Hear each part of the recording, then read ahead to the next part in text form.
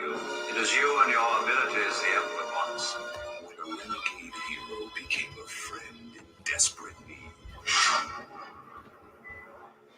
and a dark villain faced his greatest challenge. Join me, and together we can rule the galaxy's father and son. When the Empire turned more and more to the forces of the underworld. Bounty hunters. We don't need the scum. The underworld moved in to crush the Empire and the Rebellion in a single stroke. After the Empire strikes back and before Return of the Jedi, there was a time when heroes and villains alike lived in the shadows of the Empire. Is that enough for a little bit? 6:10. Oh, 6:10. Is that enough? Hello, everyone, and welcome. And I am so excited to get through this book and review it and hear all these fabulous people's their own take, whether what they liked and disliked about, not even the book as a whole or even the multimedia project, but also various scenes, because it really... Hello? My God, I've got so many letters. Oh, my goodness. And here we go. And I forgot to close the whole window. So that was weird. But again, so introduce yourselves. We'll start with Miss Martin Muse on the bottom here. Go ahead and introduce yourself. Hello, my name is Miss Martin Muses, and I am a Star Wars fan. Sorry, that was a really bad joke. That's okay. Been to too many meetings. I have a YouTube channel, Teresa Martin, and where I like to talk about things like what makes me happy, makes me sad, makes me laugh, makes me cry, or just really ticks me off. So I'm very happy to be here.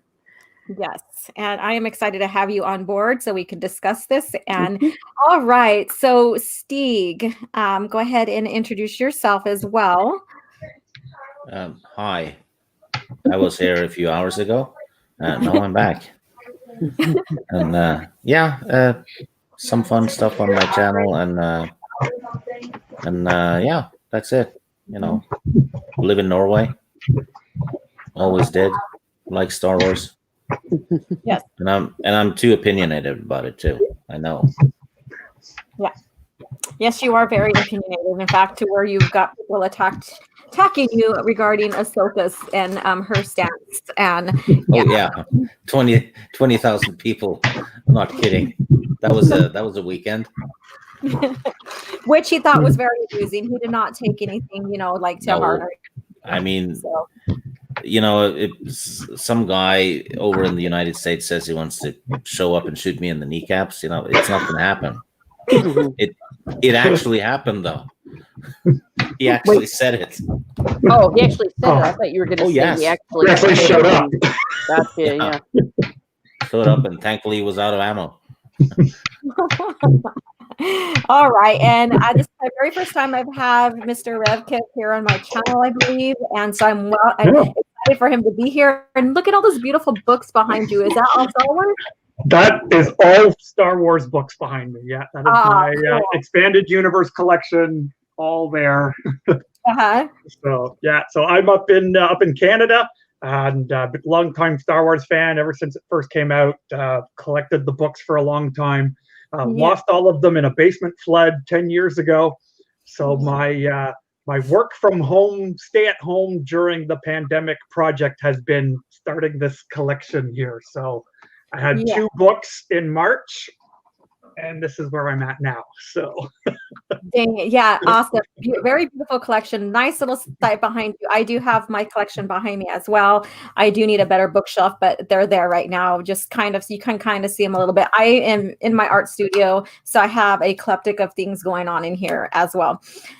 Yes, and so today we are going to discuss, Shadows of the Empire, and let me go ahead and share my screen so you guys can see. Get an idea. You know what? This is something you can make a joke about, because it's a Viking, an Irish girl, and a priest walks into a bar and gets interviewed by a Native American. Oh God! There's a story there. There is. There you go. There has to be. All right. So first off, let me go ahead. We do have people trickling in, and the time frame that we decided to do this, is in the mid afternoon, late afternoon where I live, and I am glad that I have a diverse of places in the world, Canada, Norway, and we have what not South America, but the South region of America, wherever you're from, Miss Martin Muses, and I'm on the West Coast. Yeah. And so we have a wide range of, people from all over here. So that's pretty cool. So this is airing and will be airing in different places according to that as well. People are going to drop in. And here is what I put together really quick. I wanted to include the places they visited as well as the characters involved. But, my time frame right now is kind of compact due to school. So Shadows of the Empire, the timeline, it's between 3 to 4 ABY, which means after Battle of Yavin, and it's in between the movies there. Or I put 3 and 4. Why did I do that? Look at that's my error. Duh, Alora. It's not 3 and 4, it's 5 and 6. Yeah. So there we go. And none of us noticed it. So that was when you were working on it. Didn't even notice that. Yeah, and you were watching me because I was screen sharing it and you didn't even tell me. And I'm like, oh, I'm done. And that's what happens when you don't have my glasses on. That's why. But it's in between 5 and 6, Empire Strikes Back and Return of the Jedi, and it bridges it significantly well. And I do have the record soundtrack of this here, and I have a window in front of me, so it's kind of glaring. Sorry.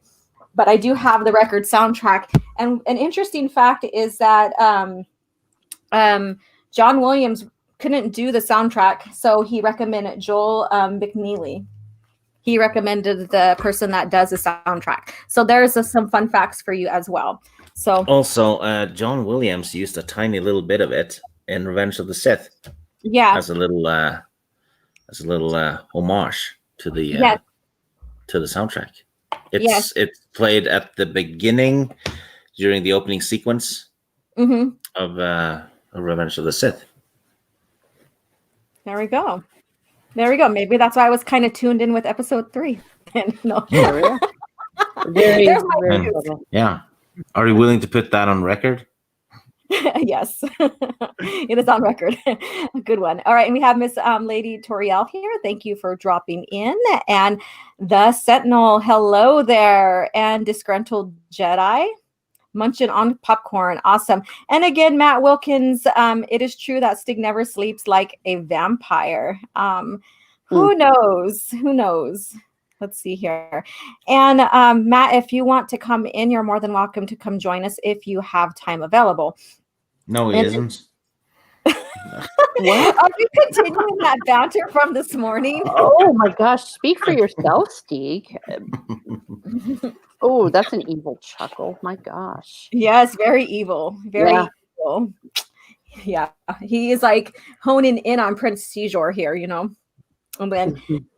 then the Sentinel, of course. And so the world's visit is Bothawi, Coruscant, Gaul, Kothlis, I think I might have said that wrong, Rhodia, Tatooine, of course, and Vergesso asteroids. And then the main characters, of course, Luke, who is a rebel pilot, Princess Leia, rebel leader, Darth Vader, Darth Lord of the Sith, which basically we know exactly what's going on with him. Prince Xizor, Black Sun crime lord.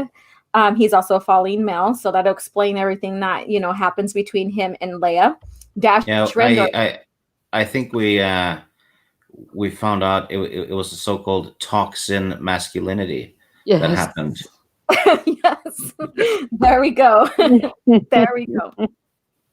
And then, of course, Dash Rendor, which is basically a human smuggler. And Lando Calrissian, they have him as a gambler, human male, of course. C-3PO and R2-D2 are classic droids and astromech.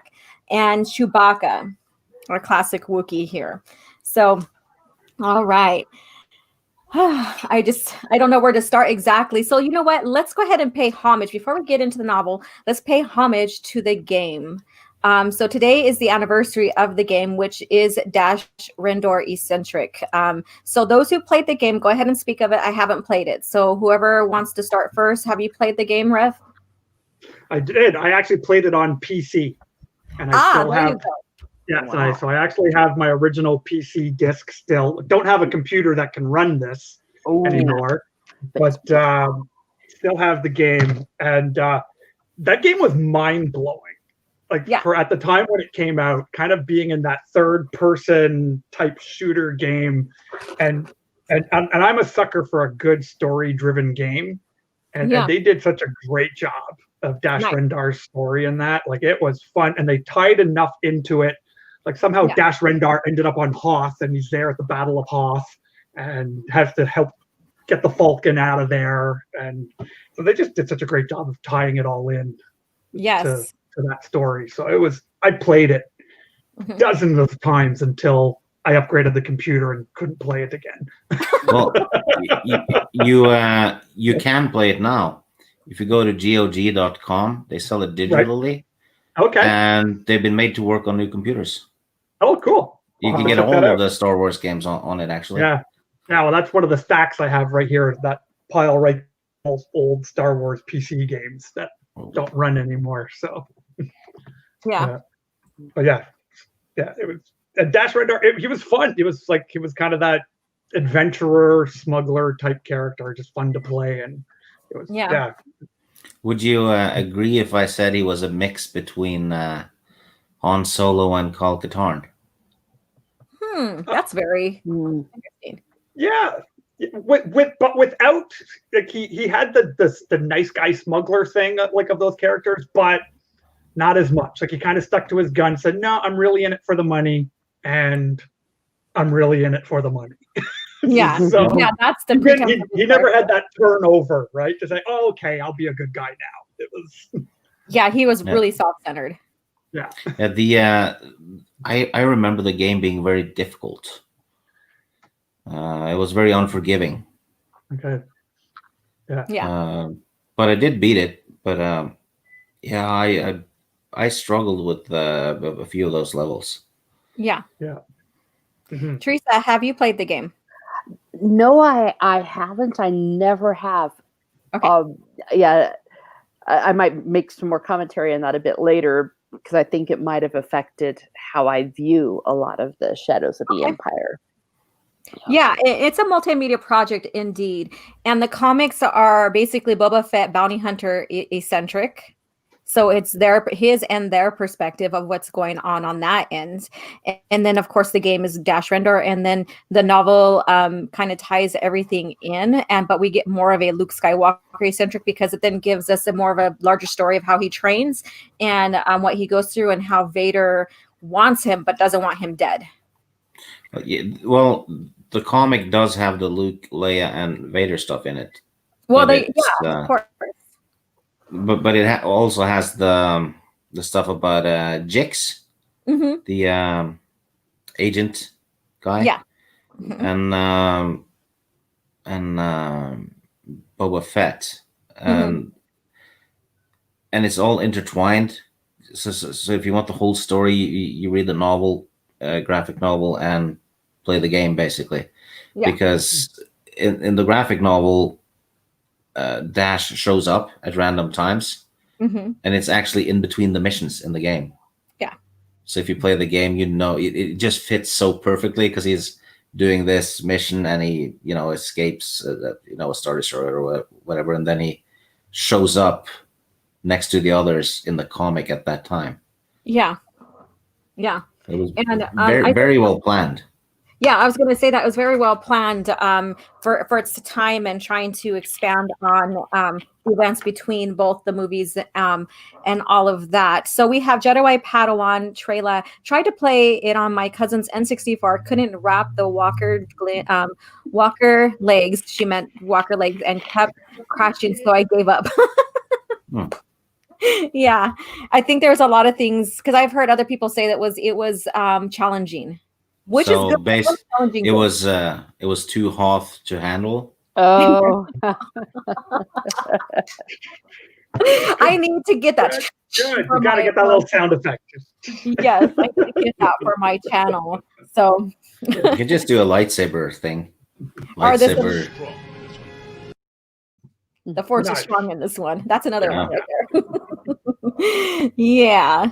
All right. So we have the prologue in the novel here, and I have like the novel, the album in front of me. I have the reader's companion just to kind of help us stay on track here. And I know, Teresa, you annotate, and we've gotten to a big old discussion with Stig about annotating our books. Yes, Yeah, Steve yeah. disapproves. You don't write in the books. That's not right. Well, you know what? I'm going to write in the books, and I will write forever in my books, and I am not ashamed. Then you are lost. You don't frighten me. Oh, you will be frightened. You rebel scum. Like I said, that's a promise. Sounds good to me. Let's see. Okay, so going on here. So in the prologue, we discover that Prince Xizor, we discover who Prince Xizor is, and we discover that he listens on up into the conversation between Vader and Sidious, or the Emperor, about Luke Skywalker. So what you guys think about that prologue and that discussion about finding out? And also we find out like Xizor's wanting to be the second biggest baddie in Star Wars. I'll just use a generic term. And he wants to eliminate Vader. And so he uses that, finding out who Luke is to Vader, as, building the plot and trying to get rid of, Luke to get rid of Vader. So what you guys think about that? And I'll start with Teresa, and I'll go around. So we'll go around counterclockwise, or is it clockwise? Whatever it is. But yeah. Well, it used that typical device where you don't know that really going on behind is somebody in the background. And I did roll my eyes a little bit, I recall, about that aspect of it, the off-screen events just to the side. But it was very well written, and I love the way that you got to see the Emperor and Vader through Xizor's eyes. And one thing that I noted in my book is that the word decay, that's one of the first adjectives we get of the Emperor, and that's just such a perfect way to describe him, and just how much Xizor also despises Vader, like that he really establishes from the very beginning that there's a rivalry. yes, If Xizor could have hurled a power bolt through time and space to strike Vader dead, he would have done it without blinking. There we go, kids. So, and then of course he gets surprised about the Vader's son. He has a son of Skywalker, and I thought it was hysterically funny when he said something to the effect of, "I can't believe that my spies didn't find this out. Like, why doesn't anyone know this?" yeah, And I'm thinking, yeah, that's what I've been thinking the whole time too. How could they have kept it a secret since he had his name? yeah. Yeah, and that goes into like, when you go and look into the lore, how he was hidden in plain sight, and on a world where Vader probably most likely, and he really never did, visited, and because that would, evoke Anakin within him. And stuff. So it goes back to that that the lore of that the movies established and stuff like that. So he has his questions. He's like, well, my people are not serving you too well, basically. They should have been on top of their shit, basically. And we find out too that Xizor, and I'll have Stig answer and Rev answer that too, but I'm just gonna put into this too, is that Xizor hates Vader for his past destroying his world, the falling world's homeworld. And so that's the pretense, and that's the core of why Xizor really hates Vader. So Stig, on the prologue, if there's anything that you want to touch bases on with that part. No, it's a very good setup. It establishes the motivation, and it establishes the how of how his plan starts, basically. Yeah. So it's no pun intended. It's a by the book plot setup, Yeah. and I knew that without annotating in my book.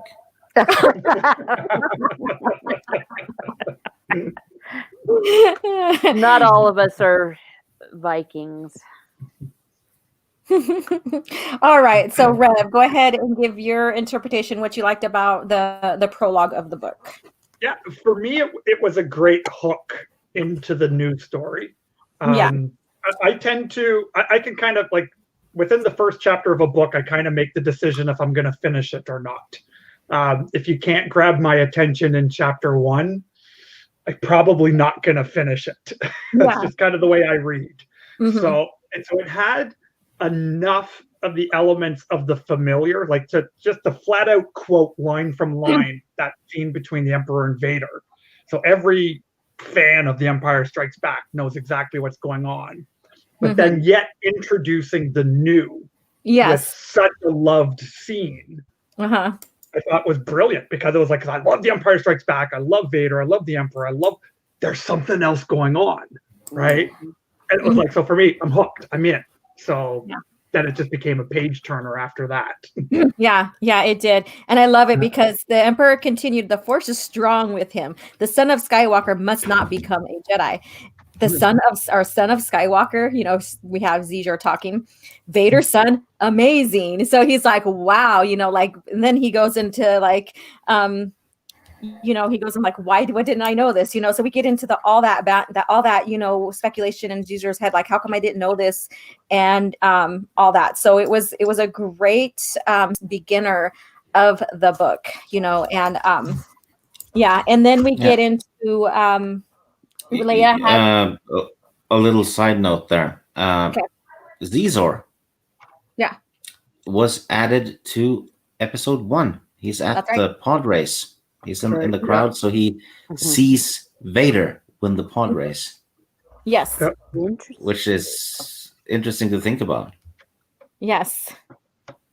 Exactly. And that's another thing too, is that all these like tidbits that George Lucas has brought in from the EU and sharing and expanding to connect the lore overall to make one continuity is amazing. And so that's what really, really hooked me in, from the start, is the continuity of the linkage between the lore past and present.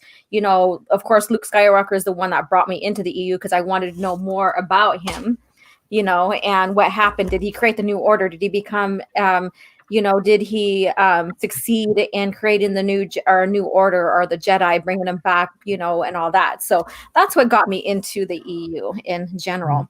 So we do have Leia, and chapter 1 with Leia, and she's basically, and there's a lot to uncover here, but she has her dream about what happened on Bespin, and watching Han go into carbonite, and they're going back and forth, and how Chewie was told to protect her and all that. So what do you guys feel about that emotional pool that we get into in chapter 1? Did you hear about how Han Solo felt about the carbonite stuff? Okay, what is that? He was cool about it. There you go. All right. So go ahead, Miss Muse. Go ahead and about that. Maybe from a woman's perspective, maybe you can, or however you feel. Well, all the feels,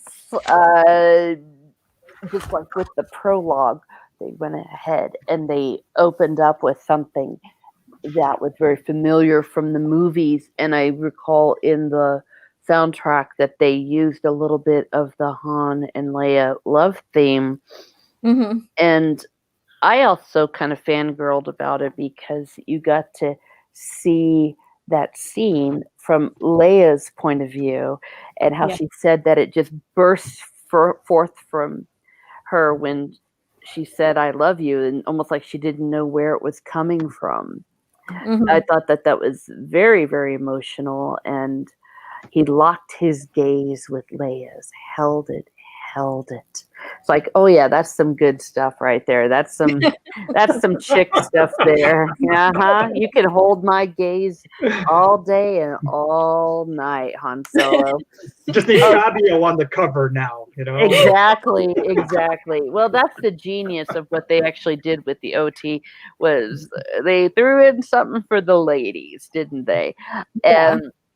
And I would also like to note that when she woke up, that said the chronometer and set showed her it was 3 hours past midnight.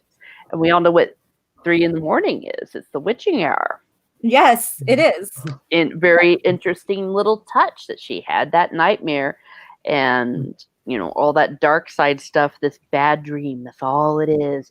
And it was the witching hour. I thought that was a very, very nice touch. And also as a woman, I can very much relate when she was like, she would not cry. She would not cry. She would get even. Yes, and that kind of touches into the dark side of her. And and I pointed this out before. When you look at Luke and Leia, Luke, he has, he's following his father's footsteps as a Jedi, correct? Mainly. But his demeanor and everything, his presence about him is more of Padme. Whereas you look at Leia, she's following in her footsteps as a senator, as, someone being in the government, an ambassador or whatever you want to call her. But her demeanor is more like her dad. Yeah, and it's kind of interesting because they're a cross between their two parents, but flipped. Yes. Exactly. And so I just love that about, and when you get into the psychological, of beings of the two there, and also their actions and what they stand for and all this stuff, they are the yin and yang on each other. So it's very interesting. Yeah, and this was before the prequels. 3 or 4 years before. It was probably written 4 years before, which means how much did Lucas get involved with this, because it fits too perfectly, right? Yeah. That whole flipped reflection kind of in the kids of their parents. It's I don't think it's a coincidence. Yeah, no, it's not a coincidence. In fact, we know that he's planned this from the beginning. He had some form of idea what he wants to do and stuff like that.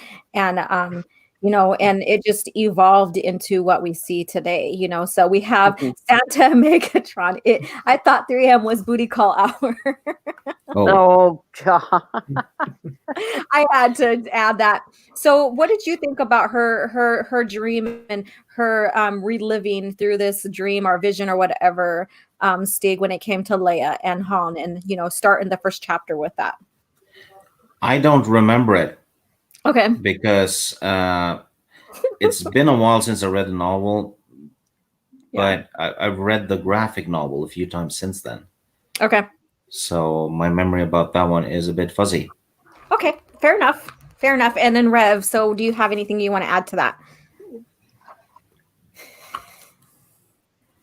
Sorry, I keep freezing out. My internet looks like it's dying here for some reason. Oh no! How now fun. Finally, okay.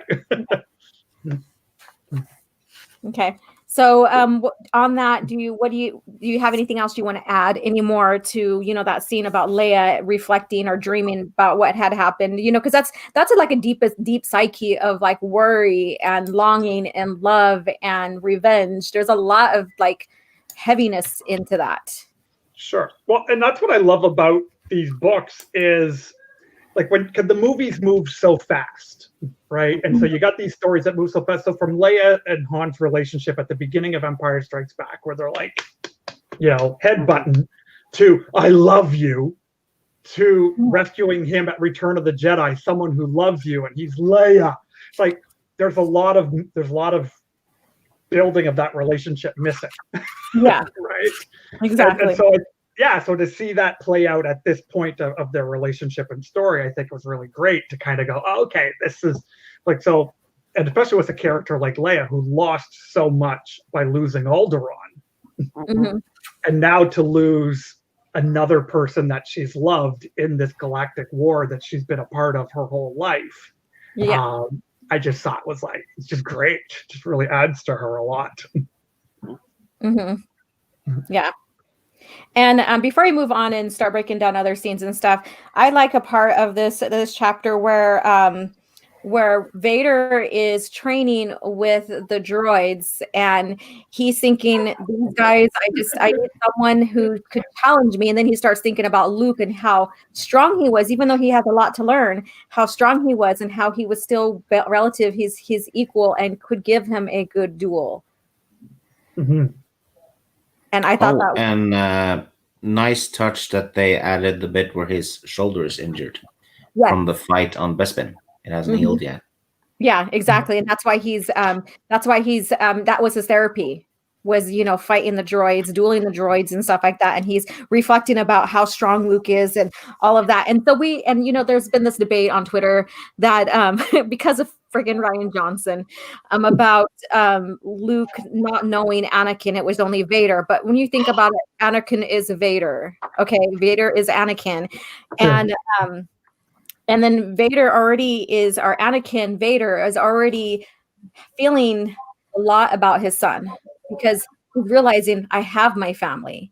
And so even in these earlier, and even in this book, you start seeing revelations, or maybe Anakin coming to the surface more and more, coming out of the dark in a sense.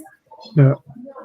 And I thought that was very, very significant. So, so Teresa, I don't know if you've seen the whole conversation go down, and I did a clip that friggin' just slapped Ryan Johnson a couple. Oh, well, the fact that he said his relationship with him and Vader is just a basic misunderstanding of the entire fracking 6 movies. Yes. It's like, what the hell is wrong with this person? I mean, if I was being paid as much as this dude was to play with Star Wars, for the love of everything, at least do a little bit of research. She was a 3-year-old, knows what it's all about. Mm-hmm. I mean, hell, I was 9 when Return of the Jedi about, and I knew exactly what it was because he said it. He said, Anakin Skywalker. I accepted you were Anakin Skywalker. Even a child can understand that. And then when he calls him father, he's calling Anakin father. He's referring to Anakin. So he's using psychology to bring him back into the light, to banish the dark. And, something like that takes time. And we even hear in Return of the Jedi when he's like, it's too late for me, son. You hear that compassion coming through, which is Anakin. Mm-hmm. Yep. And you even see it the way his face is, even though you can't see it, the body language and everything, that you can see he's being affected by Luke. Yeah, and then him, even when Luke is like, well, then my father is truly dead, and they take him away, and then Vader / Anakin goes and stares out into the Endor forest, and you could tell he's like, that was a psychological slap. Mm-hmm. It was a huge slap to him. So we'll move on now. So they're trying to trail Boba Fett's ship Slave One, and we have Luke, Leia, and Chewbacca and Lando venturing to the planet Gaul in hope of intercepting the bounty hunter and freeing the carbon-free, freeing Han, basically getting Han and freeing him. And the heroes are then guided by Dash Rendor. So basically, we get introduced to Dash Rendor. So how did you feel, once we started getting the introduction with it, and how he talks, and how Leia's like, oh, brother, kind of deal. So so Miss Martin Muses, go ahead, Teresa, and go ahead and give us, what you felt about that scene when introduced to Dash Rendor and his snidiness. I hated him more than the COVID that plagues me. And I can't, and if anyone knows what I'm going through right now, you know how much I hate Dash Rendar, and not in a good way. I find him incredibly annoying. Everything that everyone stereotypically says about him, like, fans tended to find this. Yes, that was me. That was the high school, college whatever, how old I was at the time, age me, late teen me, gnashing my teeth so hard that So every you molar in my jaw cracked. That's how much I hate this character. Oh, wow. So you kind of felt like how Leia did. She's like, oh boy. Yeah. Well, yes, except I had a stronger reaction. did you wake up at 3 a.m. thinking about this? I probably did, but I've got holy water right beside my bed, so I'm okay.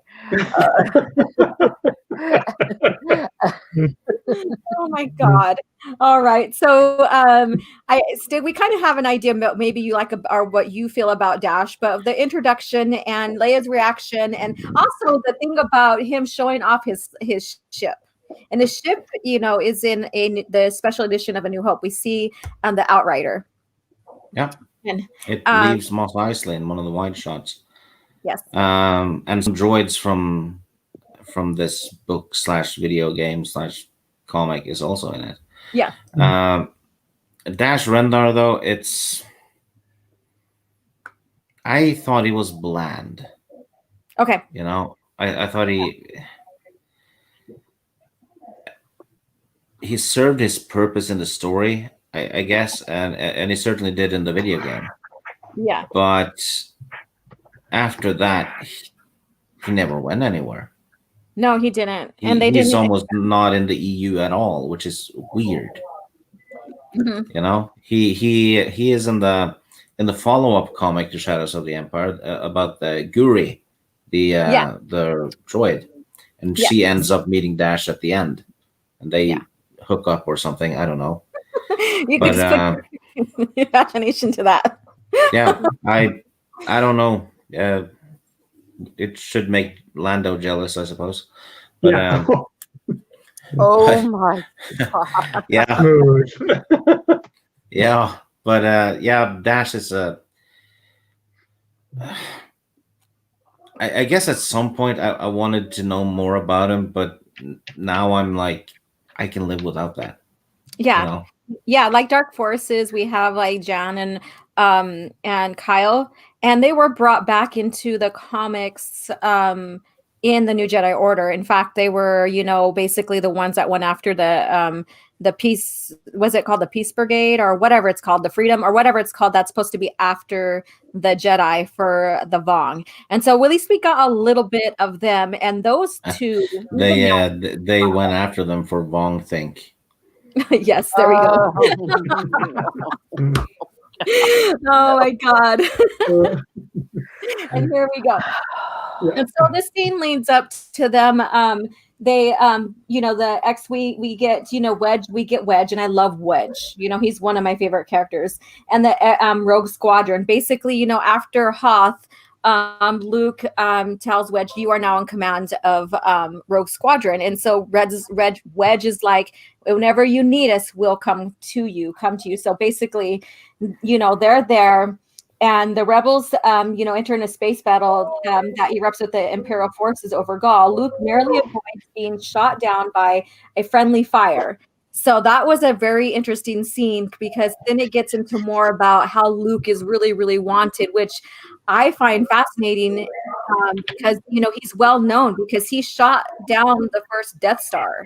He destroyed it. And then over time, the Empire wanted him because of his force abilities, because, of what he did, because he's training potentially to be a Jedi. And he's well known, whether with the rebellion or with the Empire, with bounties and stuff, which I find it hard to believe that he's not known in Disney canon. And I'll just add that, and so we have Prince Yjor that puts out a bounty for Luke, on top of Vader wanting Luke. And the difference is one wants him dead, one wants him alive. So we get into that scene where he almost gets shot down by friendly fire, and they return back and they realize and they investigate, and they realize it's Black Sun that basically they had like an insurgent or a spy or whatever in there and reprogrammed the droid. So Teresa, what did you think about that? About the I heard there were a lot of things you said in there about not about the droid or the just overall the battle where it led to who was the one that was flying who was it that I forgot who was the one that was in the X-wing that his droid got hijacked. Yeah, I can't remember his name. Yeah, I should have wrote that down. It's not in front of me. Yeah.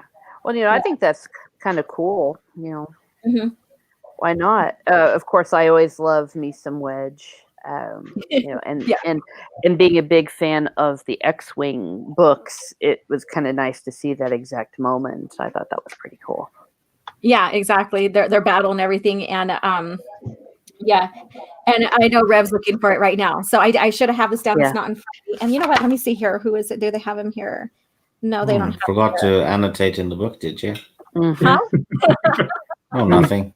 Well, you see, that's the whole point. We should have annotated that part. Exactly, so we could find it right away. Exactly. Yeah. So, anyways, so we, having that insurgent into Rogue Squadron was very, very brilliant of Prince Zizor as well. So, what do you think about that, Stig? Yeah. Yeah.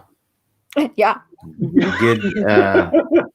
Yeah, it was a good thing. I mean, anything Wedge is awesome, and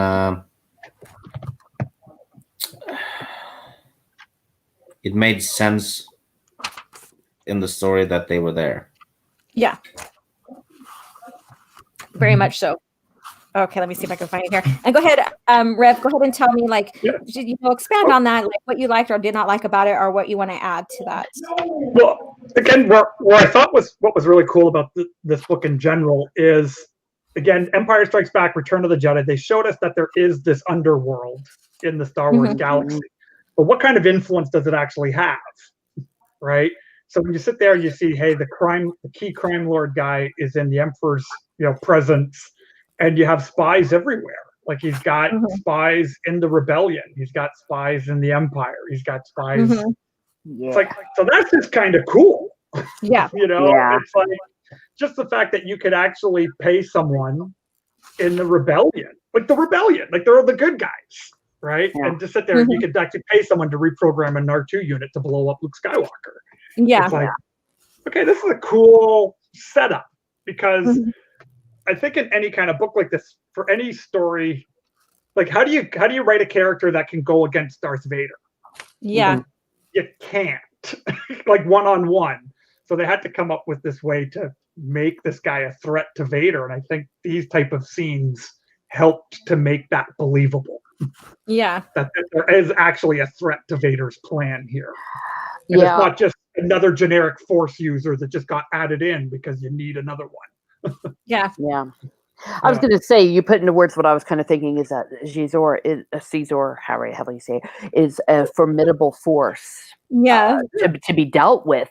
And I remember really enjoying it, just like what you were saying, the fact that it was this underworld, the mob of the galaxy far, far away. And I think it would have been silly if they'd have tried to once again have someone like another dark force user. So it was a fun way of doing it. Yeah, sure. Well, and it's even why I like Dash Rendar for that same reason. Oh, okay. He wasn't a good guy, and he wasn't the bad guy. Like he was the true neutral in for himself. Yeah. So and there was no journey there for him, but it's okay because he was that true neutral. Yeah, that pilot was Wes. Right. So it was Wes.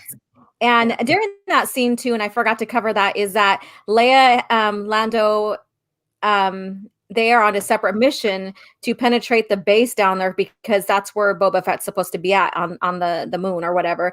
And so they have their plans to penetrate that as well. And so Dash is their escort. And what's so friggin' sad about that is that Dash leads them and then takes off like a jerk.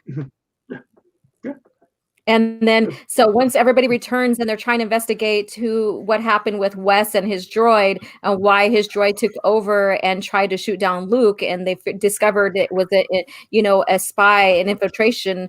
Then he's like, what about Lando and Leia and Dash or whatever? And Dash comes strolling in, and and Luke is basically wanting to sock him in the face, and and Wedge has to grab him and say, "Hey, hold on here,"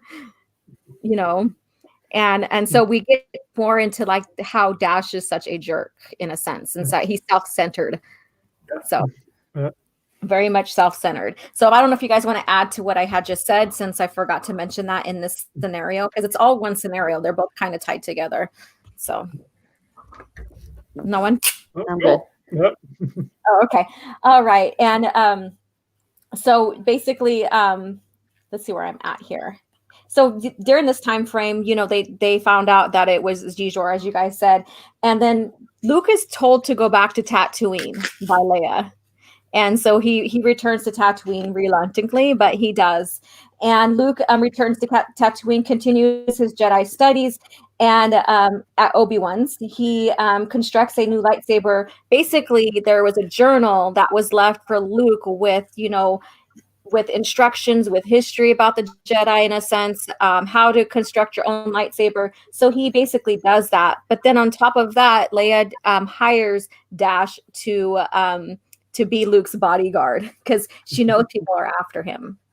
And that sequence with the lightsaber building is not in the comics. In the comics, he just has it. Okay. Okay. Yeah. Okay. Awesome. And thanks for letting us know. So yeah, the scene is in there. So he has to he makes an artificial crystal because basically he can't get one where he's at.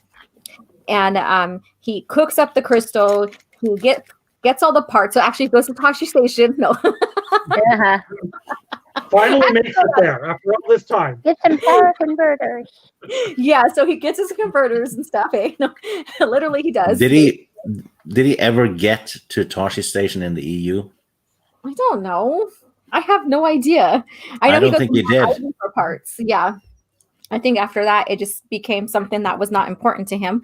Yeah. And then so he constructs his lightsaber. So we get an idea about what it takes to construct the lightsaber, how it's deadly to even ignite if you do it wrong, and how it's deadly if a non-force user constructs it. That's a good point. Mm-hmm. Like a ticking time bomb. Exactly. So if it's not done right, it's not calibrated right, it's not set up right in there, even with the crystal and the focusing, all of that it could basically vaporize him. No, that's crystal clear. That's your dark side, darling. COVID has killed my soul. Oh my gosh, this is hilarious. All right. So we do get that, Stig. So whenever you have a chance to pick up the novel again or whatever, read it. It is a very great read for that. Because then you get a lot of lore about the training and stuff and what he does. Mm-hmm. And he does use R2 to when he tests his lightsaber. And when he goes and tests his lightsaber, basically is when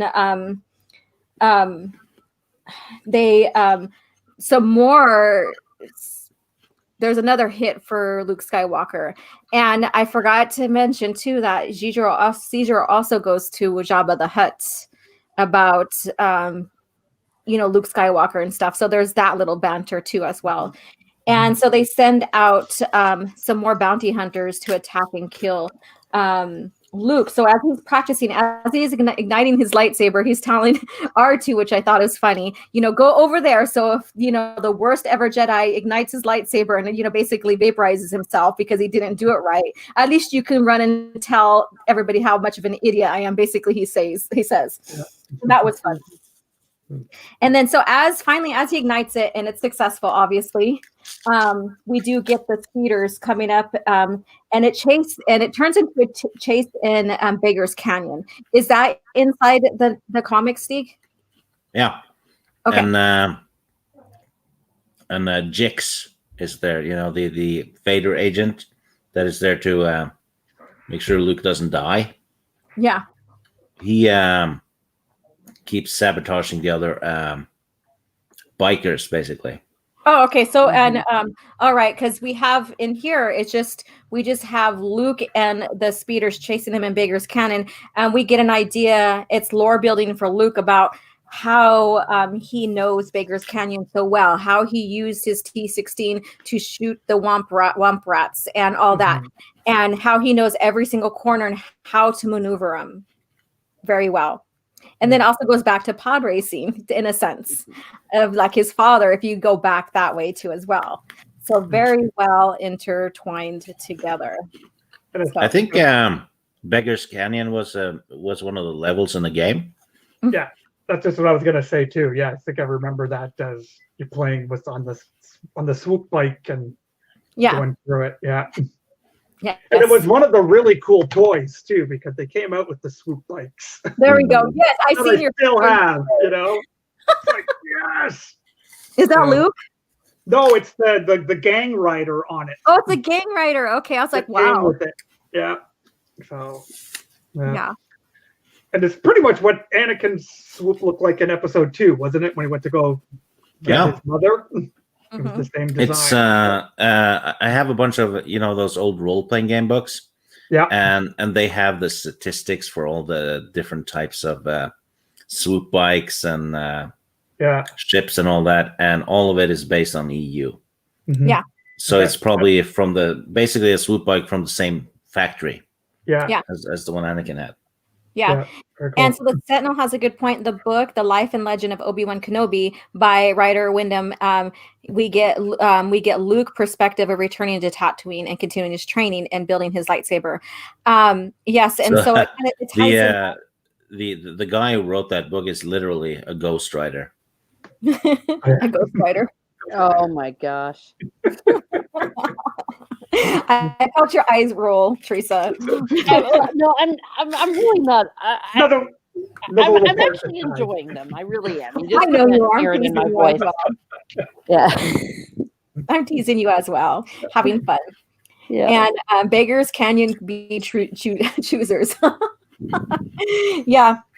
And then so Dash Render kind of shoots some of them off of Luke as well, and then he discovers that Dash reveals to him that Leia hired him to protect him, which kind of pisses Luke off too. So he's like, actually, in the comic, Dash catches up with Jix, and they have a little interaction, and okay. I think Dash continues to follow Luke. Yeah. So yeah. Wow. Okay, so that kind of expands it a little bit more. Awesome. Yeah. That's pretty cool. And then there's an interception of an important message for from the Bothans, and this leads into the Bothans. Many Bothans died to get this information that Mon Mothma says. So that connects that in Return of the Jedi.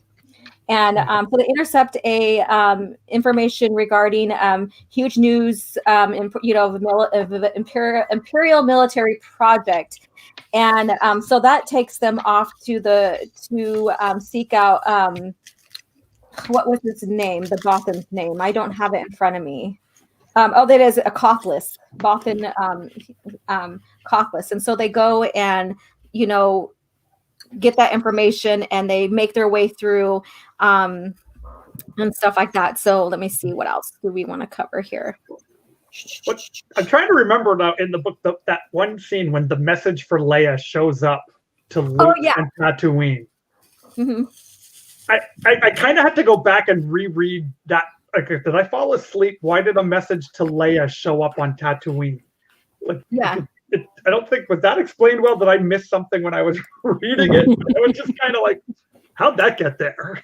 Yeah, the only thing that I could think is that the Bothan Cothless found out that she was on Tatooine by trying to contact through the rebellion. That's the only thing I could think about.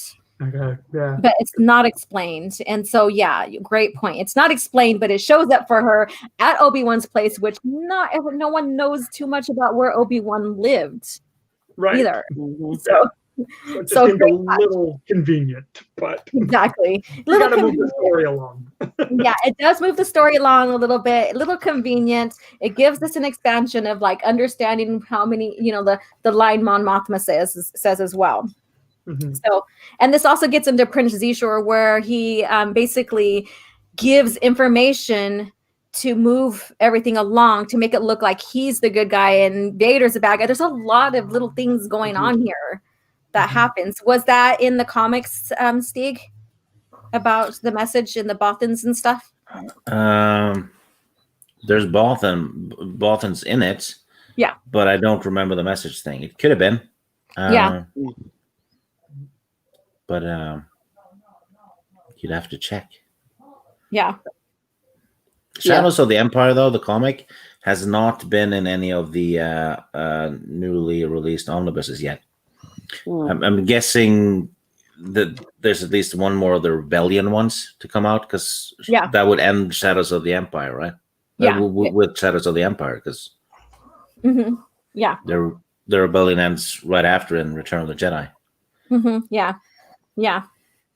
Yeah. And let me see here. Luke is attacked by. Okay, so after they go retrieve the information from Kothis that about the project that's happening again, Luke then gets attacked by in pursuit and attacked by bounty hunters. I think Dash leaves him by then. I think I'm trying to remember. Anyway, he leaves all the time, which is in between the game missions, basically. Yeah. Okay. All right. He's got to go fill his role in all the other media. Right? He's got to jump around, video game, book, comic. He has a date with multimedia. It's a tough job being a multimedia star. There we go. He does. And so basically, the bounty hunters pursue Luke, and during that time they attack him, but he escapes with Lando. So what happens there with Lando's help is that they capture him, but they do it reluctantly because they also hold him in high regard for getting rid of Jabba. They're like, we hate to do this for you, but we want money. Basically, that's it. That's the bounty hunter life. Even Fett has admitted that as well. This is all business. Nothing against you. It's just business. And that's how even Boba Fett. And so he attempts to use the mind trick in the scene, and he kind of fails. He kind of doesn't, but it helps him get out. So basically, he tells the guard that he's sleepy and that he needs to go in and take a nice nap. So I thought that was good, because we do see him start using some Force abilities, and he has failed with the mind trick in the book before, I believe. But he does succeed, then he does fail. So showing that he's getting a grasp of his his abilities, his Force abilities, but he doesn't quite have them attuned. He still has a lot to learn. And then after that, he gets out, and they discover that he gets out, and then so he ignites his lightsaber, and he bats the bolts away from him and stuff like that, and he gets away with Lando's help. Lando shows up because he found out what would happen, and then after he escapes with Lando, Vader comes in, and that's a friggin' awesome, because he's like, I know he escaped full, kind of deal. He has his badassery with this, and they tell him he whipped out this lightsaber thing and started hitting our bolts back at us, kind of thing. And Vader's very much impressed. So Teresa, you want to expand about how you felt about Vader's pride in Luke and stuff, if you want to. Oh yes, that was one of the parts of this book that I liked, is how they showed Vader and Luke, kind of how they were and where they were in their father-son relationship at this point. And again, perhaps that's a little bit of the Anakin starting to come through, because he wouldn't really be proud of his son. That's more of like a light side thing, unless it's like a sick, weird, dark sidey kind of thing. But no, it's not. This came across as, a man that sees his son score his first goal, or first touchdown. And I just loved it, because gosh darn it, there's a part of me that almost loves those kind of fanfics where what if Vader had lived, and then you could have seen him and Luke being father and son, though that wasn't possible. But I loved it that we were able to get that aspect of it in this book. Exactly. And then, so what did you? Oh, so Stig, do you remember that part? Is that in the comics? I don't remember if it's in the comic, but I remember that part. Okay. And it's like Teresa says, it's an Anakin development. Yeah, you cheer for him Point. again. You're like, yes. Yeah, because Anakin is, well, Vader is more Anakin at this point, and he is already moving towards Anakin rather than Vader. Mm-hmm. Yeah. Mm-hmm. Yeah.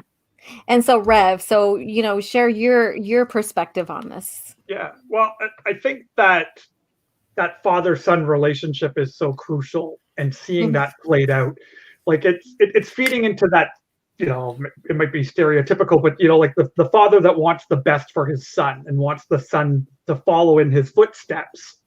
And we all want the best for our children, every parent does, but like in mythology or other kind of legends, there's that thought, you want the son to follow, you want them to inherit your greatness, but not your faults. Yeah.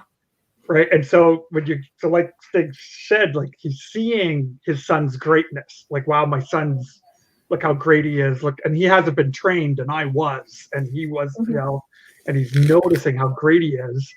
And you wonder if that pride is coming, and he's still so good. Yeah. As he's wrestling in his own mind, right, and heart with the dark side. Because you get that sense in Return of the Jedi as well in that final battle, right? It's like, wow, this guy is not turning. This is like, yeah, exactly. Obi-Wan has taught you well. Yeah, and he's proud of that. Exactly. And so you see this, like I said, it's a psychological thing as well. And you have to get into the psyche of someone to help them come back to their normal self. You have to. And it doesn't just happen like that either. It happens over time. And I think that's where, like, people who are misunderstanding Return of the Jedi, Luke and Vader's, back and forth and stuff, they're not realizing that it takes time to get that psyche to come back out, that person to come back out to their normalcy. And Anakin was the normal, Exactly. And it begins here. It even begins in Empire Strikes Back once the revelation begins. That's when the transformation for Vader happens and back into his normal self. Is that pivotal moment. And because he never really wanted Luke dead. He might have said, well, if you don't join us, then you'll die, which is bullshit. We know that he's not going to kill him because he lost Padme. He's not going to, that's just apparent. That's just obvious, so. And then through the scene here, that's when Darth Vader learns about Xijor's death warrant on Luke. And so this is where it starts getting really like good between the two. Really, really gets good between the two. And then Leia's investigation into the criminal underworld leads her to meeting Prince Xijor. So she wants to find out who has this warrant for Luke. Who wants him dead? She wants to find that. So she's like, hey, well, maybe I will go to Prince Zor and find out, Xijor, and find out. And so she goes to Coruscant she wants to meet with them first. So she facilitates travel into the Imperial city. Xijor provides Leia and Chewbacca with false identities. They will travel as bounty hunter Bausch. And that's where she gets Bausch. Okay. And then Snova. It's a Snuva. Nova. Yeah, so that's where we get her undercover, her, how she penetrates her costume and stuff. And in the company of Xijor, Leia is really overwhelmed. Isn't that ironic though? She goes undercover and then she ends up being uncovered. I actually have that Leia action figure myself. Nice, but mine is different. Mine is I think it's a Black Series thing I have, but it's one of the smaller ones. The Shadows of the Empire one had the thermo detonator permanently in the hand. Ooh. That's the difference. And then you got Chewbacca's Nuva. So yeah. Wow. Except- Very nice. I geeked out on. I bought all the stuff. So- Yeah, I know. I love the image. I love your picture that you shared on Twitter. I was like, yes, he's gonna be prepared. Yeah. He's gonna be like showing things off. I love it. Yeah, and then so in the company of Xijor, Leia is nearly overwhelmed by falling natural pheromones. So we get this. And then we also get Gary. I know, I heard that. But and we also have her meeting with Guri or whatever her name is, and how they're like suspecting that she's not human, and that back and forth, and how she was telling Xijor, her master, you should just kill him. Kill him. We don't need them kind of deal. And he's like, no, I can, benefit from this relationship, so because he sees the image of Leia. He's intrigued by her. He's intrigued that she is a leader of the Rebel Alliance. And so he's going to try to use that to his advantage in manipulating her and all this other stuff. So he's welcoming her to come in.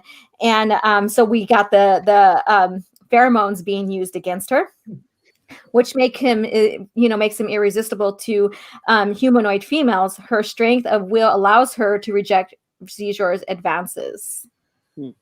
Was it her strength of will, or what kind of her latent force? Maybe that, and then plus Chewie. I was just going to say, didn't Chewie interrupt it? Yes. Yeah, Yes. it kind of was going a little far. Yeah, it was going far. I mean, It would have been. come and sit by me, and he was literally basically she was about to kiss him. Yeah, and so Chewie was protecting his man. Yeah. So Chewie stepped in and tossed Leia aside and kissed Xizor himself to Yes, he intervene. did. All right, so Shadows of the Empire. So Teresa, go ahead and expand on that. I'm gonna do something real quick, but go ahead and talk about that scene and tell exactly what you felt about it. Good, bad, or whatever. But expand on that some more, and we'll go around. I hated it almost as much as I hated Dash Rendar, of course. Yeah, I ship Han and Leia forever, and I was like, "What the actual f?" There was a part of me in the back of my head that's like, "It's just the pheromones," But man, it pissed me off. I wanted to smack her left, right, and upside the head. It's like, what are you doing? You've got friggin' Han Solo. And this guy's green and yucky. This guy. Come on. Why would you want to screw that when you could screw Han Solo? Yeah. Yeah.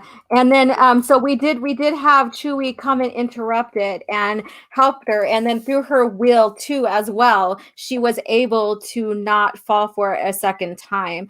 And was that I knew that probably was in the comics. So Stig, go ahead and talk about it yourself. Oh, the pheromones? I've never tried using them. Because I saw how it worked in this story, so I figured I should be responsible and not use that.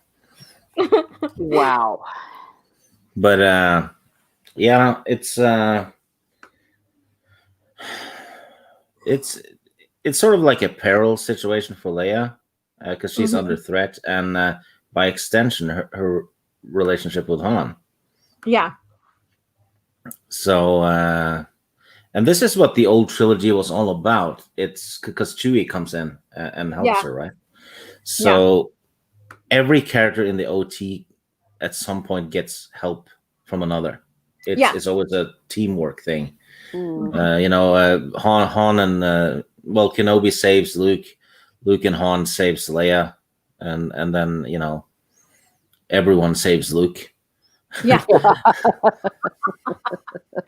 Which means he's no Gary Stu whatsoever. Yeah. No. And then he saves everyone. Yeah, he does eventually, and he evolves. And even as he evolves to Grandmaster, he's still being saved. I mean, when he was battling Abeloth, the Dark Shadow, which we know is Crate, was there to help. And, of course, his son and Mara. Yeah, Mara was. Yeah, she talked him through the lake of apparitions and stuff. So he did have a lot of help because he was it wasn't infallible. He needed it, and it made him everybody's man and the everybody's hero. Mm. I love Yeah. you, Luke. Yeah, Yeah. so do I. And so Here's the heard thing I image- don't like about Caesar.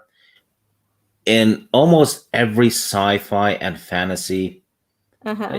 movie and whatever, Yeah. if there's a villain that is either a wizard or some other kind of species, they always have freakishly long nails. Yeah. It's a stereotype. Mhm. Yeah, even Saruman had them Yeah. Yeah. See right Why? there, right there. Well, It's to make me jealous. 'Cause I want those kind of nails, but that's you just nailed it. good one. Oh, excellent. Yeah, well done. I was going to make one too, but scratch that. Oh. There you go. Yeah, And because I can't have nails because being a musician, I can't. yeah, Yeah. I get you. I I can't- used to play instruments. I can't stand long nails because it reminds me of birds, and I don't like birds. Especially seagulls, yeah. Yeah. Okay. All right. Let's see here. It's all about Wookiee woman. Ooh. And Wedge shaves a day. I go Wedge. I go Wedge. So or go Wedge. I need my glasses on too. It's getting dark in here a little bit. All right. So so that's the image of them right here, and basically the scene. And so it kind of gives you an idea of what he looks like. And of course, there's other images on the side there of what Prince Dijor, was made out to look like. And of course, he was in the Phantom Menace as well. And and the Fallings are a part of the overall continuity or lore. So we have this. So I thought I'd share real quick before we move on. I think they're even in Disney canon. Yeah, they are now. There's another one that is a Black Sun leader, but it's not Prince Dijor. So yeah. So they kept the crime syndicate, the big organization, but they didn't keep the overall who's in charge of it. So so they didn't fully bring him back in. They just brought in the organization, I believe. They could have, if they wanted to win back some fans, right? Mhm. They could have done Shadows of the Empire as an animated movie, Mhm. because in no way does this conflict with Disney canon. This story, No. it just fits perfectly Yeah, between very true. episode 5 and 6. You Yeah. are correct. Mhm. There you go. And we That's don't the online think that- petition. Yeah, but you see that assumes that they want to make fans happy. Yeah, but we get to see Luke's training in the sense of himself, and that still kind of doesn't fit what the direction they wanted to take him, in a sense. Mhm. Yeah. Oh, so- Soul Assassin says Maul killed the Black Sun leader in the comics. This is true, and this is one of the missions he is sent on during the Plagueis novel, Okay. because that Yeah. novel is kind of like a little hub. Yeah, and Black Sun of is like stories. Black Sun is an organization that is a long-lived organization. So Yeah. it's it's in Plagueis, Maul returns that he has suffered an injury, Mm. and Palpatine is not pleased with that, okay. Yeah. Mhm. and that's where he suffered the injury. Okay. There we go. Some more continuity going on here. Oh yeah. Okay. Let's see here. Luke and Lando arrive on Coruscant and sneak. So basically, they find out that Leia has been taken prisoner, basically, and they go to rescue her. And so they Luke and Lando arrive on Coruscant and sneak into the planet's labyrinth underworld. So we get the underworld a little bit, which would have been awesome to see the TV series Underworld and see 1313th, which just expands on Underworld even more. So we get the Underworld. They go Underworld, and they basically get into the sewers. And we did talk about the sewers this morning with Coffee Chat. Yeah. Quinlan Voss always ends up in a sewer in the Yeah. comics. It's almost in every one of them. He's in a And as I pointed out, every role-playing game has a sewer level, and poor Quinlan Voss got all of them. Oh, I hope he's okay with his internet. So where they reconnect with Chewbacca and Dash, and can sense Leia, so Luke can sense Leia's presence in Xijor's palace through the Force. Luke leads the infiltration of the fortress through the building's underground access ways, basically sewage, and they do encounter Dianogas there as well, and then so they get in there, and he senses her, so they start penetrating in and going from the bottom floor all the way up to, I think they're the 50th floor. And during that time, because the Falcon, I think, basically got damaged or something happened to the Falcon where they had to leave the droids with the Falcon. And at one point, the droids had to fly away with the Falcon. So we have that little scene there as well. So with that, Teresa, if you want to add anything to this, the beginning of the infiltration of Xijor's palace and all that. Oh no, I mean, I thought it was all pretty cool the way it all played out, and maybe I'm just going crazy, but you said infiltration and it made me want to giggle. I don't know why. We're just talking about pheromones. Yeah, pheromones and infiltration. Another infiltrating to get to Leia. What would Freud say? But yeah, it was fun. Again, these were the aspects of the novel I wasn't too crazy about. I'm just like, whatever, just get the, I'm not into the action and these things, and that's maybe I'll go into a bit later when we're assessing, why I'm not too crazy about this novel. It's got some really great character moments, but just stuff like this, it never interested me. It's just like, we know they're going to get out. We already know they're going to be okay. So that's kind of my thing. Yeah, exactly. Okay, so, if you want to go ahead and if you want to go ahead and if this is in the comic, or if you remember the scene, if you want to touch base on anything. Well, in the comics, as far as I remember, Luke was captured at one point, or is that later? And uses the Force to get out. That was when he was captured by the bounty hunters. Oh, my bad. I'm spoiler. Yeah. Well, yeah. We covered that. We covered that one already. Yeah. Yeah. Anyway, yeah, they infiltrate. I didn't mind it because given where they are, they kind of have to. Yeah. But yeah, I thought it was pretty straightforward. Yeah. And then we have RevKev, go ahead and if you want to share anything with that. Yeah, well, for me, it's those type of scenes. It's just Star Wars, right? It's fast, it's fun, it's got the action, it's got the humor. It's like the whole, hey, I got a thermo detonator, I'm going to throw it down this trash can, and kind of thing. That's just, for me, that's Star Wars. Like, it's just like move, keep moving. Move along. Yeah, so it totally feels like that. Because it's that old school movie serial feel, right? So you kind of go, hey, this is kind of hokey and doesn't make any sense that they can get out of here. And because if Black Sun was that structured and that well organized and that rich and that powerful, it was pretty easy to get out. And I like how Luke was. I like how Luke was force flashing all the comms.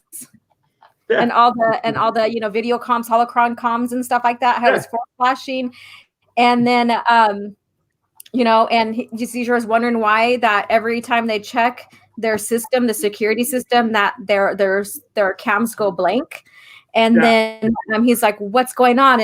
And then I think at one point he confronts Luke. And he starts shooting towards Luke, and he whips out his lightsaber and again bats the bolts back at at Zijor, and after that incident happens, he wonders, oh wow, where did he learn that thing? And they're like, well, you got to know that he's the son of Vader, Right. Yeah. so it solidifies all of that as well. And so that was, and then their showdown. So let's talk about that showdown. So they have the detonator, and so they present that, and Luke is like, well, I have this here. You can leave or die. And then he's, well, you're going to go with it. And he goes, it doesn't matter, So that scene was very, very interesting. And then we have Lando that in the garbage as well, or the barrel. So, so go ahead, Teresa, if you want to expand a little bit more on that part, if you want to add a few things. Oh, just the way that they had the showdown, or the showdown, the confrontation, and the thermal detonator and all that. Yeah. Yeah. Well, I thought it was a nice tie-in, because we do see the whole thermal detonator being a part of the Jabba's palace scene, and perhaps seeing why people were freaking out as badly as they were, because we actually know what it is capable of doing. So I thought it was kind of cool. Yeah. Okay. Stig, do you want to add anything? No, it's a cool sequence, get to see the thermal detonator in action.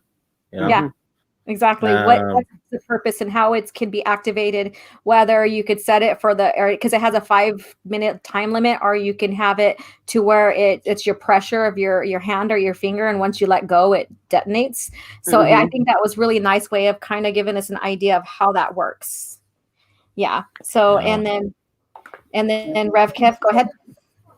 Yeah, well, it was a fun scene, because it just totally fit, I think, in everybody's character. Like, got this standoff. Luke has got this thing, and Luke's not gonna kill everybody. Like, it's just not in his character to do that. And then Lando, I'll do it. So I was like, I love it. Luke, quit playing around. I'll just speed up the process right now. Yeah, okay, I'll drop it. So for me, it was fun. It fit their characters, and again, just great arc to get everybody out of there. So yeah, exactly. And then so Luke and Guri's showdown. What do you think about that, Miss Martin Muses? Or if you're busy right now, Stig, what do you think about that? I'll come back to you. First thing, though, Guri is actually a Norwegian name. Okay, yeah. No, well, there's nothing to elaborate about that. It's just a name. Yeah, I know a couple named that, but so I have to root for Guri. But this is kind of like a kick-ass Leia moment, though, because Guri is actually very formidable, and Leia knocks her out. Yeah, I thought that was awesome. Yeah, and Guri gets her own comic set after this story. Which, like I said earlier, she teams up with Dash Rendar at the end. Yeah. I think it's called Shadows of the Empire Evolution. Okay. All right. It's not a fantastic one, but it's worth a read at least. Yeah. Okay. Yeah, I agree. Okay, so Teresa, go ahead. And what did you think about that scene between the two? Oh well, just as we were saying, I was just saying, it's just showing Leia being a badass. I mean, it annoys me as always when people are acting like it wasn't until the sequel trilogy that we saw that. It's like, no, Leia was always that way. And the little sex robot or whatever the heck she is, they implied it a lot that she was fully functional. They did. Yes, fully functional. Yeah. If you remember from that line from Star Trek The Next Generation with Data, I just loved it, because everyone loves a good chick fight. Everyone loves it. The only thing was that they didn't start pulling each other's hair. That would have been cool, but we can't have everything we want. Yeah, exactly. And then so Rev, go ahead and talk about. Yeah, I mean, it was a cool for Leia and all that. Guri was actually the one character of the storyline I didn't like. Like I just felt it just didn't feel Star Warsy for me, like just that type of a human replica droid or whatever. It was just too Terminator type of thing. Like it just didn't feel Star Warsy as a character, even though at the beginning they intro her, cost 9 million credits or whatever price it was. Like so obviously they're very, very rare. It was just it was cool for a Leia perspective, but her as a character, I was just kind of, I don't know, Terminator 2 was hot around that time when this came out, I guess, or something. So Yeah. What do you, and before we move on and conclude this, because we're getting to the final scenes here now, but we do have Vader and the Emperors going back and forth, and how Zizor is playing them against each other, and how Vader did have to kind of apologize for taking credit of Zizor's with finding a rebel base. And we kind of skipped that, and then we also have how, and this just goes into how much Prince Zizor wants to be the number 2 best top, because the Emperor, of course, is the number 1, and how he wants to eliminate Vader at all costs in Palpatine's eyes, and then there's another scene too where but there's so many in-betweens between the three that, Vader like feels like he just wants to choke him, or Caesar just is like, haha, I got one up on you kind of deal. So how did you guys feel about that banter between the three? Oh, well, I think that it was very much like jealous siblings between them, and you knew that Palpatine was almost enjoying it a little too much, but G4 is such a friggin' Egypt that not knowing the full story of the Sith and how they work, didn't realize that he was not going to be like hypothetically, even if he wiped out Vader, he would obviously not be next in line. So he was a fool to think that he could. Exactly. And that's a great point. And he's also a fool to feel that Palpatine would destroy Vader, and just because of a rumor or something that happened either. Exactly. He fought too hard, I guess you can say, in a sense, to have Vader by his side, to manipulate him and turn him, even though they had their own thing going on between. It was the rule of 2 that was going on between them. Exactly. So. Precisely. Yeah. So Stig, what'd you think about that? I guess it needed to be there, but it also felt a little tacked on. Yeah. But the story did need a conflict though, and between Vader and Zizor, and that conflict has to manifest itself in some way. Yeah, I think there still need to be a little tiny bit of conflict between Vader and or like push and pull between Vader and Sidious as well, because this starts going into the redemption arc as well. That's how I see it. Even though there was only a little bit of hints, because Vader really wanted Luke to be by his side, not kill him and stuff. So RevKev, go ahead and share your thoughts on that. Yeah, well, I think that point you just started, I think if they would have built on that a little more, like how much of this was Sidious using to ensure Anakin stayed on the dark side? Like if he was sent, like especially like when Anakin thought Padme was dead and his child was dead, it was easy to be Vader. Yeah. But now he's fully aware that his son is alive, right? And so that's that tie to the past, tie to Padme, tied to who he used to be. Right. And so having Sidious kind of using this situation between Vader and Shizor to manipulate Vader, because again, like Teresa said, like we've all said, like, Shizor is not going to be number 2. He's a crime lord. He's not a Force user. He's not going to be brought into the rule of 2. But Sidious just using this to really cement Anakin in the dark side. I was hoping for more of that. Like show that the Emperor is manipulating Anakin. Yeah, a little bit more.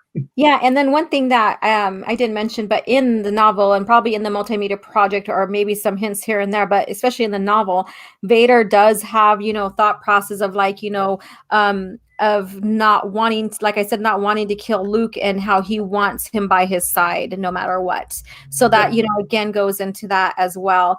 And so we have the furious Prince Xizor commands his space forces from the orbital skyhook. So they escape. We see that little comedic part with the droids, which it is what it is.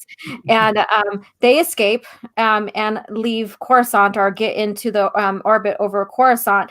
And so Prince Xizor, basically commands his forces from the orbital skyhook over Coruscant. He orders the destruction of the fleeing Falcon, foolishly naming Luke in an opening transmission. Mm-hmm. Darth Vader, freshly returned to Coruscant, intercepts this message as well. So we have the rebels, and of course we see Wedge and them. Dash sends a message off to Wedge, to the Rogue Squadron. They get there in the nick of time, basically. And but we have them, like, their force is like 12 against this huge fleet of Prince Xizors from the Skyhook there, and they're battling it. Darth Vader intercepts that message and comes to the rescue, in a sense. Mm-hmm. So I thought that was really, really interesting. So he intercepts it. He takes his executor to destroy the Skyhook. Basically tells him, I told you to leave, like, Luke Skywalker alone. And he's like, I'm just pursuing him because, rebels are wanted, dead or whatever. And he goes, he's like, I warned you. Mm-hmm. Warned you. And I'm like, oh shit, someone's in trouble. And he goes, if you do not, basically stop, in what was the countdown, like 13 seconds or whatever, we are going to attack. And so we see the response of, like, Luke and Wedge and the rebels and stuff, seeing some of the ships being blasted because Prince Xizor didn't obey the command.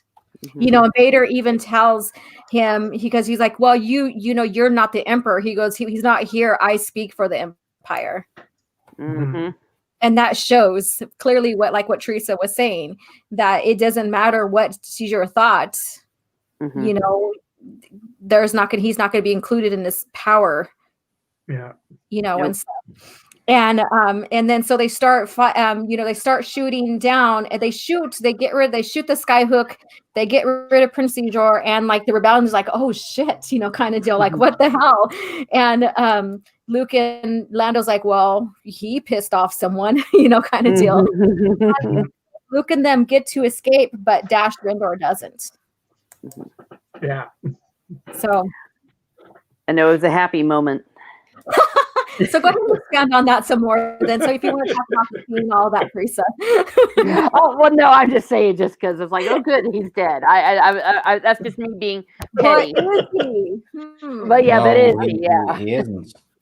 Yeah, no, he isn't. But yeah, I know that was also, then it was all sad when I realized. No, I thought it was, it's cool. It was all really cool, and I like it that we still saw Darth Vader's badass side, even though he's starting to change a little bit. But it was loads of fun. It was. But yeah, and I love the way they're like, we don't have time to mourn. I'm like, yeah, don't mourn. Don't mourn, Dash. Go ahead.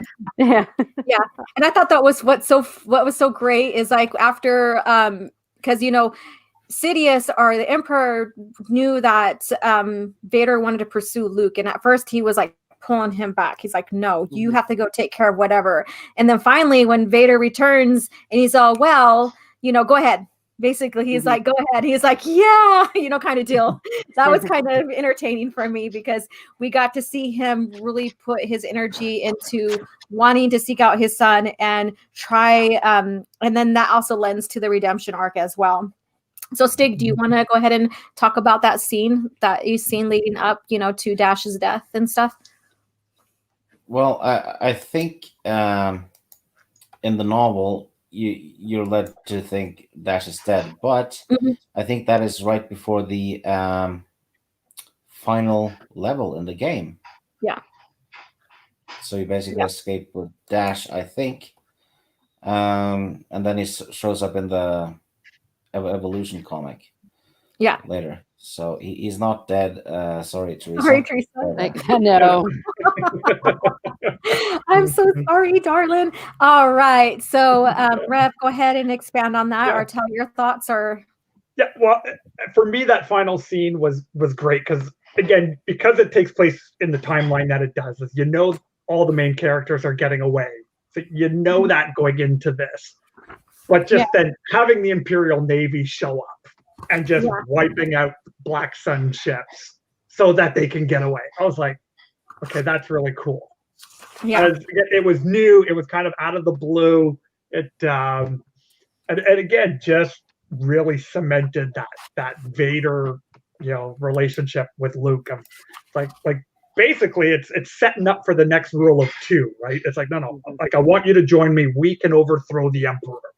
Like he has foreseen this, right? Because he wants Luke to be his apprentice to take over the Empire.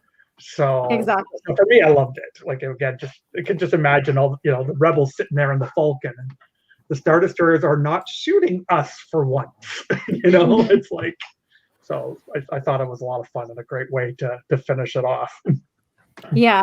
And, everybody who's in the chat that is listening and stuff, we are covering a lot of the surface of what's really going on. There's a lot of great little information in here that, I'd say pick up the book and read it. You'll learn more, like, especially like how there was a scene where Dash tried to shoot a weapon or a ship down, and he couldn't do it, and he thought he missed. And he failed, and he really didn't. And so there's an explanation with that and stuff. So there's little things that we're not, like a lot of greater things that we're not covering. We're covering a lot of the surface, and of the story group as well. And so, the Luke and everybody gets away. Vader, basically saves the day. That's what this is. Vader saves the day. And they return. They return to Tatooine. Luke does, and he prepares for Boba Fett's eventually turning, are taking Han to the Jabba's palace and stuff. So we have the epilogue here, which is fun because the epilogue is also in the Audible. But basically, we have Vader reporting to about Prince Caesar to Palpatine and then we have Luke returning to Tatooine and preparing the message to the droid that we see Jabba listen to in Return of the Jedi. And then they start preparing their mission because Leia, they're like, what are we going to do? And Luke's like, I have a plan. And then we have that last scene where he records the message. And then it's done. Yeah. And then, so I'm going to read this last one here. So he returned her smile. So he's talking about Leia because Leia's like, what are we going to do? Blah, blah, blah. His emotions were mixed. He didn't know how she really felt. This is before they found out they're siblings, really, but about him or about the beat up old pirate. But he knew how he felt about both of them. However, whatever happened, he had to do the right thing. And that was just how things were. And the right thing was simple, if not easy. Hang on, Han, we're coming for you. Oh. And that's who Luke is. And so, and I'm just gonna go there real quick because I planned on not doing this, but I'm just gonna go there. Luke was about family. Luke was about doing the right thing. And what we got with this new stuff is not Luke. And that line proves it. Very much so. Absolutely. Yeah. But please don't remind us. I was thinking in the book, don't remind us about the incest. Oh my gosh. Can we please forget it? It's like, I am. Come on, Perry. Exactly. And so, Teresa, so go ahead and share what you thought about the last part of this scene, the epilogue. And basically then give your rating and explanation. And this is going to go with everybody. So. Well, it was a nice tie-in. It ended up with the whole message to Jabba and Luke's mindset. It's very hard for me to rate this novel because, objectively speaking, I can't say there's anything wrong with it. I just never really truly cared too much about it. And it's not anything wrong with it, like the way I hate certain things with a passion, like with the sequel trilogy. It's more just that it was meh for me because we knew everyone was going to be okay. We knew where it was going to go. We never heard of Shizor, so we knew he was going to die. Dash just seemed to me, even though he was different from Han, he was kind of Han. And while there were really, really cool moments, character moments, which makes it loads of fun, it just isn't at the top of what I care about. Objectively speaking, I think I would have to rate it very high, though, to be fair. Maybe an 8, because it was so well written, as I was saying at the beginning, just the language that he uses and the way he seems to truly understand the characters.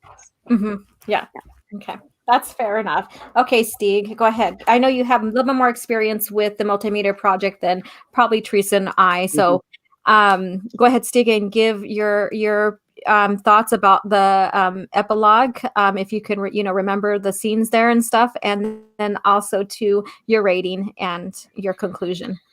Well, the epilogue wraps it up perfectly and sets up Return of the Jedi perfectly. So there's not much else to say about that. They did a good job. As for the novel, it's a bit like Plagueis, because even though the other stuff isn't required, you still kind of need it to get the whole story. And I don't think that's a good idea with a novel. Because it should have been the whole story in the novel, the game, and the comic, so you could just read different versions, right? Instead of having to do all of them, because not everyone is a gamer. If you're not, then you're missing out a bit of the story. So with that in mind, I'm going to dock it a point and give it a 7 out of 10. Okay. But I'll give the whole multimedia project an 8. Okay. Yeah. Awesome. All right, Rev, go ahead and again, expand on the epilogue, your rating, and your conclusion. Yeah. Well, for me, the epilogue is so good. Again, just the prologue at the beginning was a very beloved, familiar scene, finishing kind of again leading into a very loved, familiar scene. So it just tied it all in really well. For me, just that fit beautifully in between those two movies. So I love the way it ended. It was just great. Had goosebumps and the hair on my arm standing up. Like this is awesome. This is Star Wars. This is Luke Skywalker. These are the characters that we love. This is the situation that we want to see, and this would make a great movie. A tie-in movie, exactly. Doesn't have to be a trilogy. It would make a great little movie. So for that, I thought they did a great job, and just tying it in, Han Solo, like in Return of the Jedi, when Han Solo goes to Chewbacca, and it's like, Luke, a Jedi Knight, like, what are you talking about? It's like, well, this book explains how Luke got from The Empire Strikes Back to where he was at in Return of the Jedi. So for me, I loved it for that. The overall multimedia thing, for me, I thought it was brilliantly well done. Like, even though, like Stig said, like, yes, some people are going to miss out on components of it because not everyone bought everything. But like a project of that magnitude, to like all the toys, all the comics, the novels, the soundtrack, the video game, like just like all the production and the story that had to go into creating all that. I don't think they could ever pull that off again. I think that was a once in a lifetime thing. That we got to experience in 1996. I don't think any others. This current story group would never be able to pull that off. So for me, it was the height of Star Wars fandom for me. Do you think that they try to pull this off with Forces Unleashed and kind of miss the mark then?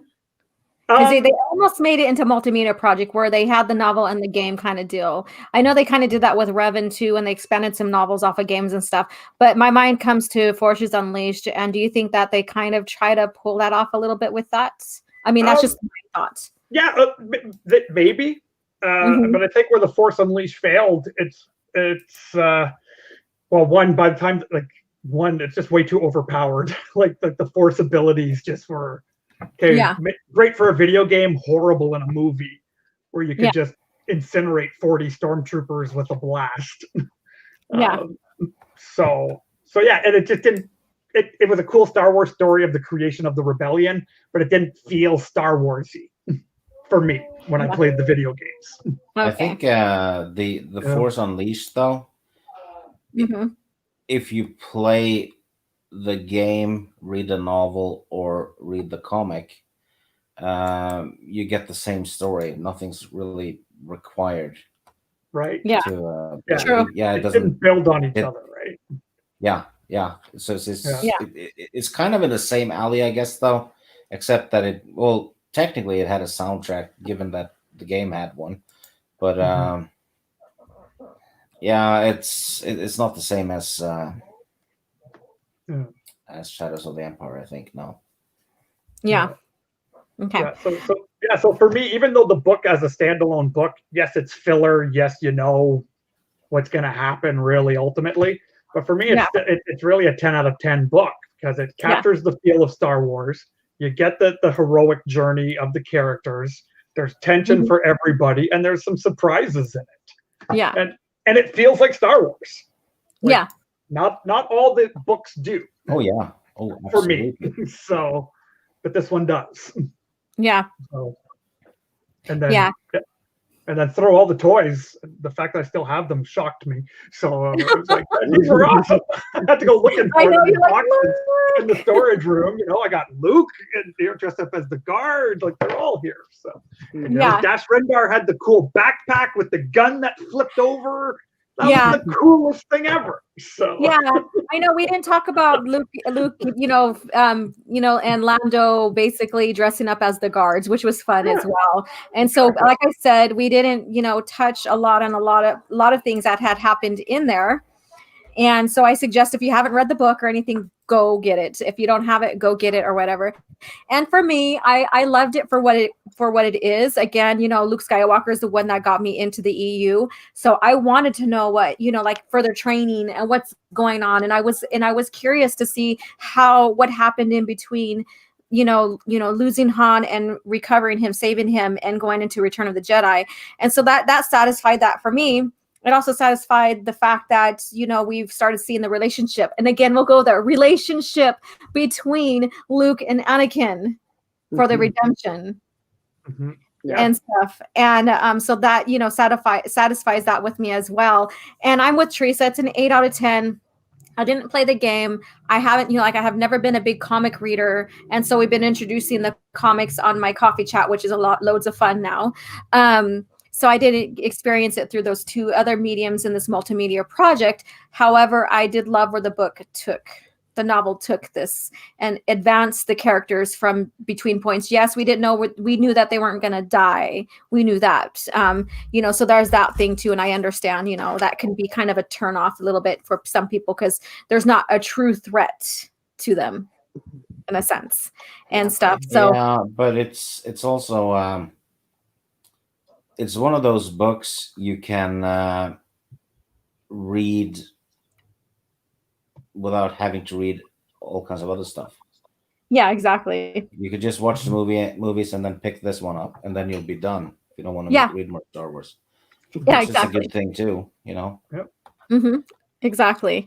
All right, and so we are coming to a conclusion now, and the next books we're going to review is basically the Thrawn duology, so Specters of the Past and Visions of the Future, and that will be scheduled for January, like the 2nd, I think January 4th, or January 7th, and they're not really thick, so they're going to be easy reads. You can even find them on Audible too as well, and so we're doing a duology. They are thick. Huh? Are they? Yeah, I think they're like, They are, yeah. I think so. Yeah. Yep. Well, I have them too. I didn't see them as thick for me, but yeah. Yeah. He's like, yeah, they're back here behind can't me. reach My the beautiful table. bookshelf. I love my wall of books. It's like I look at it all day long while I'm working.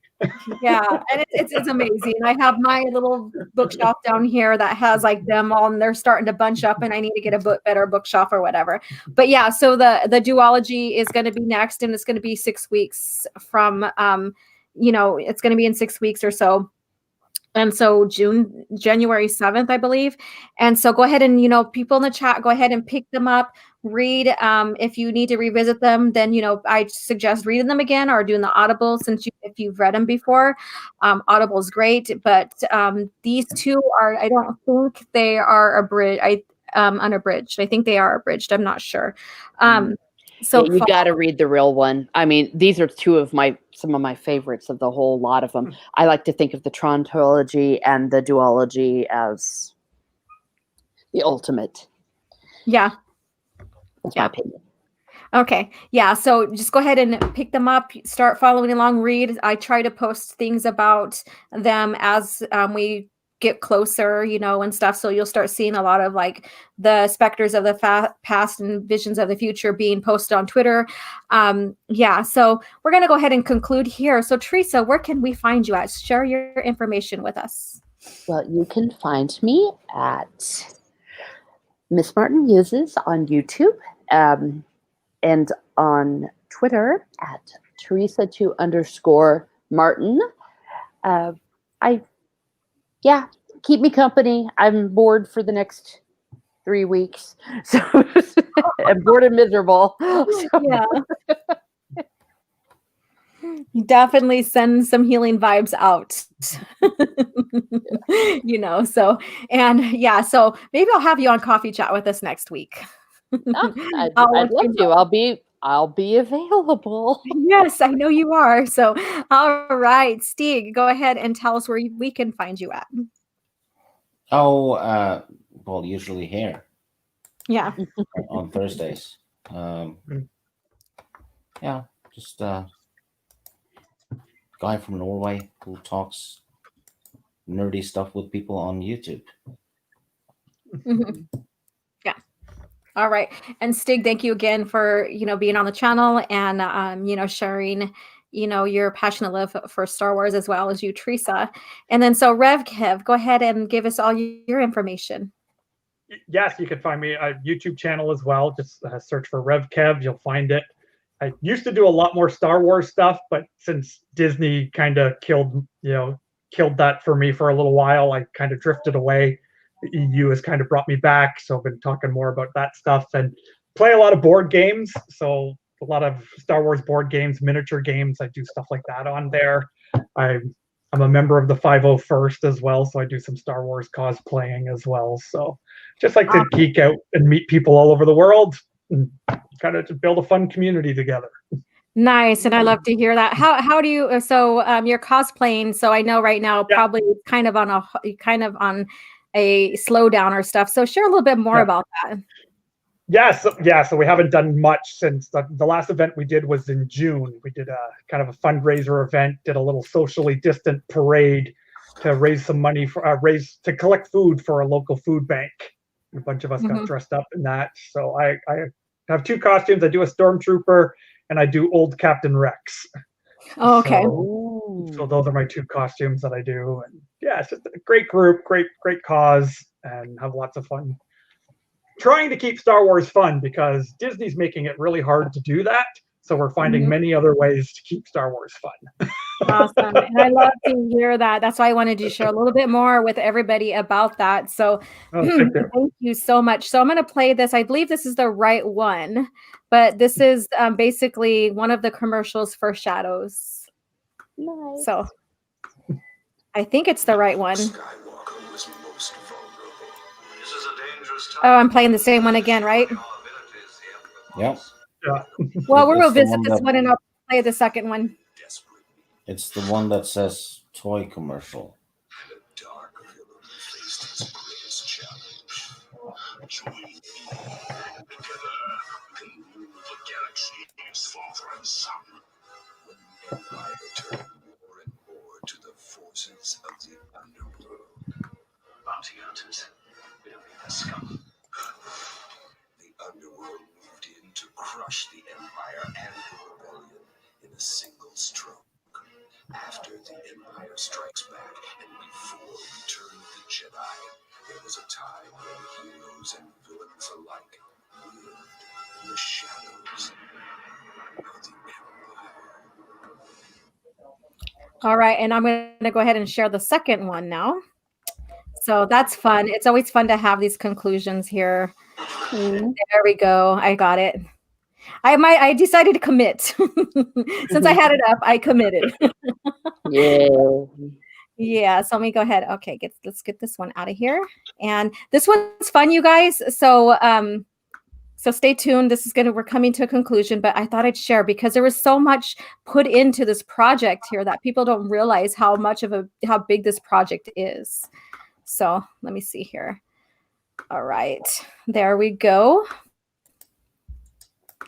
Awesome. Prepare yourself for Star Wars, Shadows of the Empire. The cruel, crying Lord Shizor directs the carbonite capture of Han Solo and his imprisonment aboard bounty hunter Boba Fett's battle-ready Slave One. Now, Luke Skywalker goes undercover with Soldier of Fortune Dash Rendar as he rips through space in his battle transforming Outrider. But can they stop Slave One in time? It's the ultimate ships for the ultimate battle. Dare to enter the shadows. Star Wars, Shadows of the Empire. Because vehicles are sold separately from Kenner. All right. That was so good. It was so much fun. So much fun. So let me go ahead. Let me make sure I got everybody's comments here. All right. So we're going to go ahead and conclude with this. And again, pick up the Thrawn duology and follow along. I'll post more information about that maybe tonight or tomorrow. And thank you guys for all coming in and watching, and thank you for my panel for coming in and helping review this book and giving your insight and breaking it down mostly. And I love it, and I'm very thankful for you guys. So thank you very much. May the force be with you.